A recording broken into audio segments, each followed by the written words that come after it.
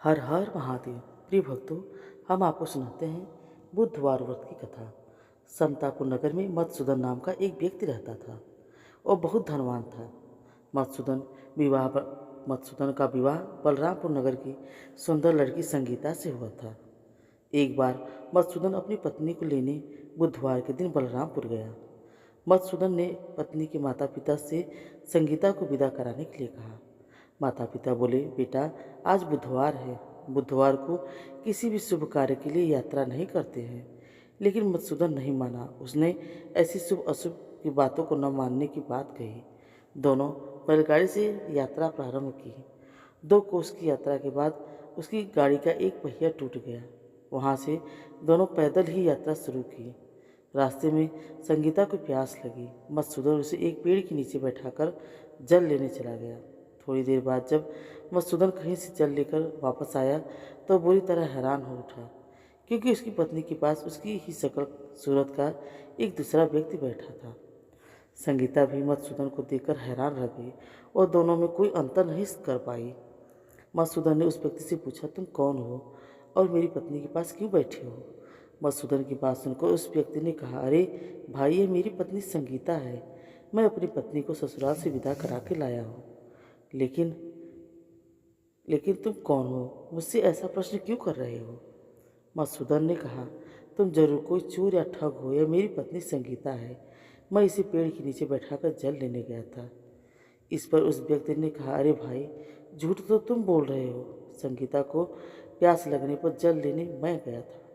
मैं तो जल लाकर अपनी पत्नी को पिला भी दिया हूँ। अब तुम चुपचाप यहाँ से चलते बनो, नहीं तो किसी सिपाही को बुलवाकर तुमको पकड़वा दूंगा। दोनों एक दूसरे से लड़ने लगे। उन्हें लड़ते देख बहुत से लोग वहाँ एकत्र हो गए। नगर के कुछ सिपाही भी वहाँ आ गए। सिपाही उन दोनों को पकड़कर राजा के पास ले गए और सारी कहानी सुनकर राजा भी कोई निर्णय न कर पाया। संगीता भी उन दोनों में से अपने वास्तविक पति को नहीं पहचान पा रही थी। राजा ने दोनों को कारागार में डाल देने के लिए कहा। राजा के फैसले पर असली मधुसूदन भयभीत हो उठा और तभी आकाशवाणी हुई, मधुसूदन, तूने संगीता के माता पिता की बात नहीं मानी और बुधवार के दिन अपने ससुराल से प्रस्थान किया। यह सब भगवान बुद्धदेव के प्रकोप से हो रहा है। मधुसूदन ने भगवान बुद्धदेव से प्रार्थना की कि हे भगवान बुद्धदेव, मुझे क्षमा कर दीजिए।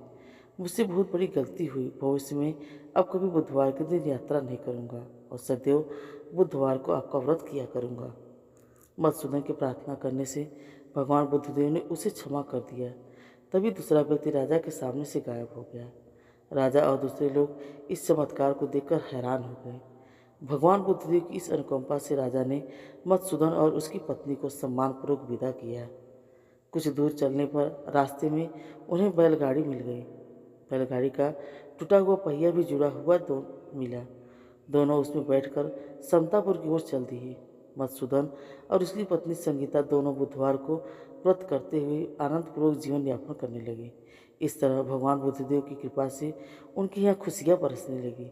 इस तरह जो स्त्री पुरुष विधिवत बुधवार का व्रत करते व्रत कथा सुनते हैं, भगवान बुद्धदेव उनकी सभी मनोकामना पूर्ण करते हैं। तो भक्तों, आपको यह कथा कैसी लगी? अगर आपको यह कथा अच्छी लगी हो तो कमेंट में हमें ज़रूर बताएं। अगर आप हमारे चैनल पर नए हैं तो प्लीज़ हमें लाइक और सब्सक्राइब ज़रूर करें। तो चलिए अब सुनते हैं गणेश आरती। तो अब सुनते हैं गणेश चालीसा। जय गणपति सद्गुण सदन कर कवि वर बदन कृपाल विघ्न हरण मंगल करण। जय जय गिरिजालाल। जय जय गणपति गणराजु मंगल भरण कर शुभ काजू। जय गजबदन सदन सुखदाता विश्व विनायक बुद्धि विधाता। वततुंड सूचि सुख सुखावन तिलक त्रिपुंड भाल मन भावन। राजत मणिमुक्तन उर्माला स्वर्ण मुकुट सिर नयन विशाला। पुस्तक पाणि कुठार त्रिशूलम मोदक शोभ भोग सुगंधित फूलम सुंदर पीताम्बर तन साजित। चरण पादुका मुनिमुन राजित। धन शिव सुवन प्रशासन भ्राता गौरी लालन विश्वविख्याता। रिद्धि सिद्धि तव चौर सुधारे। वृषक वाहन सोहत द्वारे कहो जन्म शुभ कथा तुम्हारी अति सुचि पावन मंगलकारी। एक समय गिरिराज कुमारी पुत्र हेतु तप किन्हा भारी। भयो यज्ञ जब पूर्ण अनुपा तब पहुँचो तुम धरि धरि द्विज रूपा अतिथि जान के गौरी सुखारी। वो विधि सेवा करी तुम्हारी अति प्रसन्न हवे तुम वर दीन्हा मात पुत्री। हित जो तब कीन्हा मिले पुत्र तुम बुद्धि विशाला। बिना गर्भ धारण ही काला गणनायक गुण ज्ञान निधाना। पूजित प्रथम रूप भगवाना अस कहे अंतर ध्यान रूप हवे। पालना पर बालक स्वरूप हवे बन शिशु रुदत जब ही तुम ठाना। लखी मुख सुख नहीं गौरी समाना। सकल मंगल सुमंगल गावहीं नावते सूरन सुमन वर्षावहीं। शंभु उमा बहुदान लुटावहीं सुर मुनि जन सूत देखन आवहीं।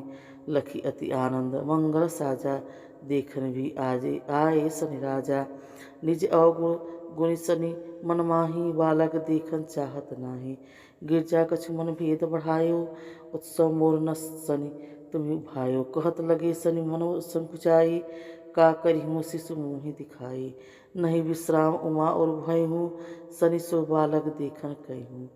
तत ही सनि दूर कोण प्रकाशा बालक सिर उड़ गयो आकाशा। गिरिजा गिरि विकल हवे धरनी सो दुख दशा गयो न वरनी। हाहाकार मचो कैलासा सनि किन्हो लखि सूत को नाशा। तुरंत गरुण चढ़ी विष्णु सिधायो काट चक्र सो गज सिर लायो। बालक के धड़ ऊपर धार्यो प्राण मंत्र पठि संकट हार्यो। नाम गणेश शंभु तब कीन्ही प्रथम पूज्य बुद्धि निधिवर दीन्ही। बुद्धि परीक्षा जब शिव किन्हा पृथ्वी कर पद छीणा लीन्हा। चले प्रशासन भरमी भुलाई रचे बैठ तुम बुद्धि पाई।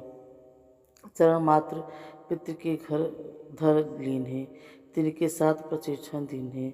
धन गणेश कहि शिव ही हर्षे नवते सुमन सुमन बहु बरसे। तुम्ही महिमा बुद्धि बढ़ाई शेष सहस मुख सके न गाई। मैं मतहीन मलिन दुखारी करहूँ कौन विधि विनय तुम्हारी। भजत राम सुंदर प्रभु दासा जय प्रकाश करा दुर्वासा।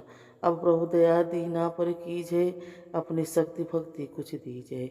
श्री गणेश चालीसा पाठ करे कर ध्यान नित्य नव मंगल गृह बसे। लगे जगत सन्मान संबंध अपने सहत 10 ऋषि पंचमी दिनेश। पूर्ण चालीसा भयो मंगल मूर्ति गणेश। जय गणेश जय गणेश जय गणेश देवा। माता जकी पार्वती पिता महादेवा। पान चढ़े फूल चढ़े और चढ़े मेवा। लड्डुअन का भोग लगे संत करे सेवा। एक दंत दयावंत चार भुजाधारी माथे पर तिलक सोहे मूस की सवारी। जय गणेश जय गणेश जय गणेश देवा। माता जकी पार्वती पिता महादेवा। अंधन को आँख दे तू कोढ़िन को काया। बाझन को पुत्र दे तू निर्धन को माँ। जय गणेश जय गणेश जय गणेश देवा। माता जकी पार्वती पिता महादेवा। सूर साम शरण आय सकल कीज सेवा। माता जकी पार्वती पिता महादेवा। दीनन की लाज रखो शंभु सुतवारी। कामना को रो जग बलिहारी। जय गणेश जय गणेश देवा। माता जकी पार्वती पिता महादेवा। श्री गणेशाय लक्ष्मी नारायण नमो नमः। तो प्रिय भक्तों, आपको यह कथा और चालीसा कैसी लगी? अच्छी लगी हो तो कमेंट में हमें ज़रूर बताएं। राधे हर हर महादेव।